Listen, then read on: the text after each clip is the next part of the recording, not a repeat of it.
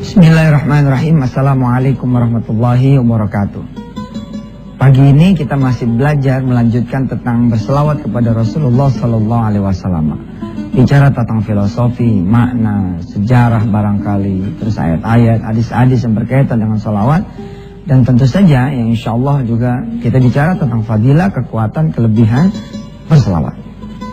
Pemirsa yang dirahmati Allah, saya menggunakan cara berpikir sederhana bahwa dengan berselawat itu doa seseorang akan dikabulkan oleh Allah Subhanahu wa taala. Dalam suatu kesempatan saya bercerita dari cerita yang saya dapatkan dari kejadian sehari-hari. Ada seorang tukang nasi uduk kepengen rumah yang di depan dia punya warung. Enak banget, dia bilang sama Allah nih, kalau rumah itu ya Allah bisa jadi punya saya. Yang membedakan antara dia dengan yang lain adalah yang lain hanya kepengen saja, tapi si tukang nasi uduk ini menyampaikan keinginan itu kepada Allah sehingga menjadi ibadah dan menjadi doa. Hingga pada suatu saat dia kemudian melihat rumah itu, berdoa kepada Allah dengan diiringi berselawat kepada Rasulullah. Jadi asal buka nasi uduk tuh dia liatin rumah itu, Allahumma sholli ala Muhammad wa ala ali Muhammad. Ya Allah, enak banget kalau bisa kebeli rumah tuh. Ditutup sama salawat, Allahumma sholli ala sayyidina Muhammad wa ala ali sayyidina Muhammad. Ya. Kemudian dia berselawat lagi kepada Rasulullah ketika dia tutup dan berdoa kepada Rasulullah, lalu kemudian tiap hari dilakukan itu. Tiap hari dia lakukan, kemudian berselawat kepada Rasulullah sallallahu alaihi wasallam sambil kemudian berdoa agar rumah yang di depan dia punya nasi uduk itu jadi milik dia. Tahu saudara apa yang terjadi? Seminggu kemudian rumah itu disalawatin. Alhamdulillah ada tulisan dijual. Ya, kita kesini sebentar yuk. Nanti kita akan bahas ini ya. Wa makanallahu liyu'adzibahum wa anta fihim. Surahnya Al-Anfal ayat 33. Nanti pemirsa ya siap-siap buka Al-Quran, buka surah Al-Anfal ayat 33. Kita bahas ayat ini. Tapi sebagai apa namanya, refresh ya.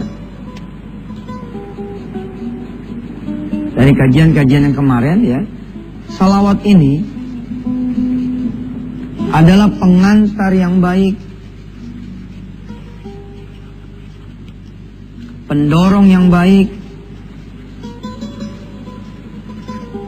Buat apa? Buat doa. Jadi anggap saja ya, ini langit begitu. Ini doa kita.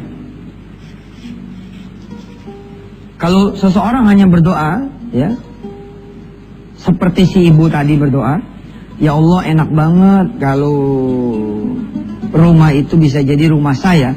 Maka doa ini bisa jadi dia akan lambat naiknya ke langit. Tapi kalau dia sebelum berdoa, ditambah dulu dengan salawat, komposisinya seperti ini pemirsa, salawat, doa, lalu ditutup lagi dengan salawat, maka salawat yang pertama ini akan narik ya, akan narik doa ini ke atas. Lalu salawat yang berikutnya, dia akan mendorong doa ini ke langit. Subhanallah ya. Di dalam buku saya ceritakan tentang salawat ya. Nah ini berselawat kepada Nabi ya. Ini Masya Allah ini. Jadi ini ilmu murah dan wajib banget kemudian kita lakukan, kita laksanakan. Karena kalau kita kemudian sudah pakai ilmu salawat ini di dalam keseharian kita, maka kita akan mendapati bahwa duit menjadi tidak penting. Pertolongan manusia juga apalagi. Kita udah gak butuh deh sama cerita duit. Maaf ya, bukan berarti kita benar-benar gak butuh. Maksudnya, kita tidak lagi bergantung sama duit karena kita bisa mencapai keinginan kita, hajat kita. Salah satu dengan wasilah salawat. Si ibu ini berdoa terus kepada Allah Subhanahu wa taala dengan berselawat kepada Rasulullah. Hasilnya apa? Rumah itu kemudian ada tulisannya, yakni dijual.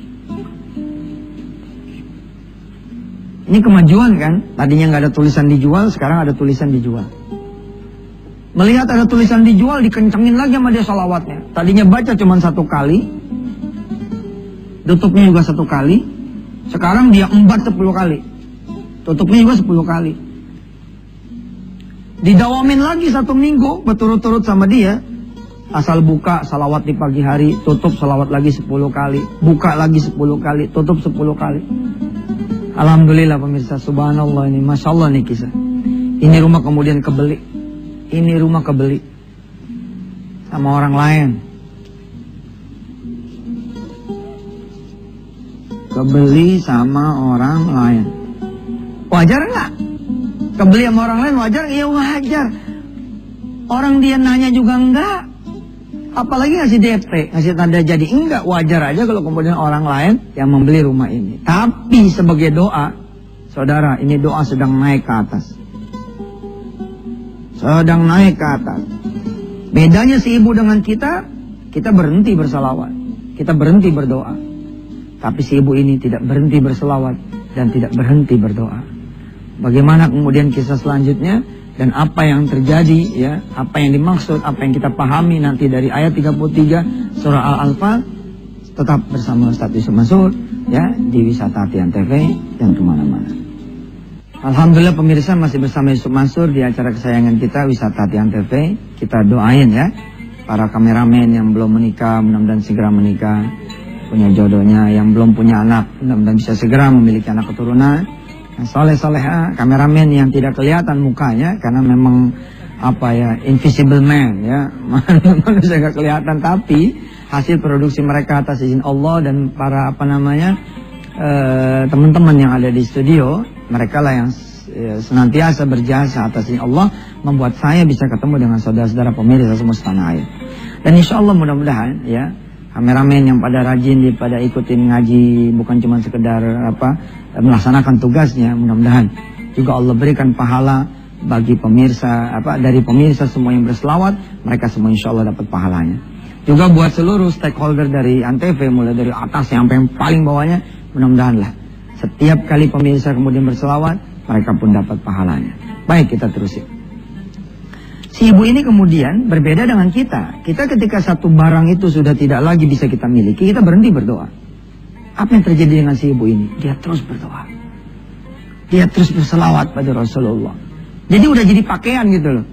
Ya, buka selawat, tutup selawat. Buka nasi uduk, selawat, tutup selawat. Sambil ngeliatin tuh rumah. Alhamdulillah. Kemudian rumah itu dijual kembali. Dan dibeli lagi sama orang lain. Pembeli yang keempat adalah anaknya. Dan gratis, nggak pakai bayar. Emang begitu tuh. Ada orang tua yang melaksanakan riyadhah, ya, rajin amalan ini amalan itu. Ke orang tuanya nggak dapet, tapi ke anaknya netes gitu. Ada orang ya teman-teman mahasiswa kita barangkali atau mahasiswa Anda semua yang kelihatannya nggak pernah sholat ketika dia kuliah, ya, nggak ada ibadahnya deh. Tapi begitu dia lulus, dia langsung kerja. Kenapa bisa begitu? Sebenarnya mah dia kelimpahan amal soleh dari ayah ibunya. Kalau dari sisi dia nggak ada rezekinya, tapi dari sisi orang tuanya ada rezekinya. Nah ini dia. Si tukang nasi uduk ini beriadoh dengan amalan sholawat. Alhamdulillah pembeli keempat adalah anaknya dan tidak pakai duit alias gratis. Apa pasal? Karena pembeli yang keempat menikahi anaknya ini, ya, jadilah dia kemudian pemilik rumah ini. Subhanallah. Nah inilah yang kita pelajari dari minggu kemarin. Insya Allah juga selama seminggu ini, kalau masih ada yang bisa kita pelajari, kita tambahin lagi di minggu depan. Insya Allah nggak ada rugi.